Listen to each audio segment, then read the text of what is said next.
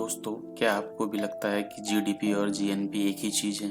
अक्सर लोग इसमें कंफ्यूज हो जाते हैं, लेकिन आज हम डोमेस्टिक और नेशनल का वो फ़र्क देखेंगे जो आपको किसी टेक्स्ट बुक में नहीं मिलेगा। चलिए शुरू करते हैं। सबसे पहले बात करते हैं जीडीपी की। जीडीपी का मतलब होता है हमारे देश की बाउंड्री के अंदर जो भी प्रोडक्शन हो रहा है। मान लीजिए इंडिया में एक इंडियन कंपनी जैसे टाटा कार बनाती है और एक फॉरेन कंपनी जैसे सैमसंग मोबाइल बनाती है।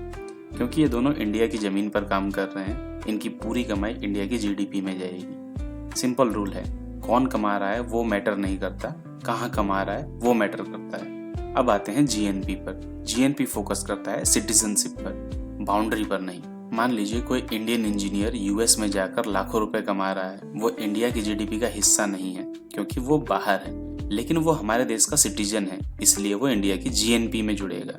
वहीं दूसरी तरफ सैमसंग ने जो इंडिया में कमाया वो इंडिया की जीएनपी से माइनस कर दिया जाएगा क्योंकि वो कोरिया की कंपनी है। इसका सिंपल रूल है, कहाँ कमा रहा है वो मैटर नहीं करता, कौन कमा रहा है वो मैटर करता है। तो फॉर्मूला क्या बना? GNP is equal to GDP plus NFIA.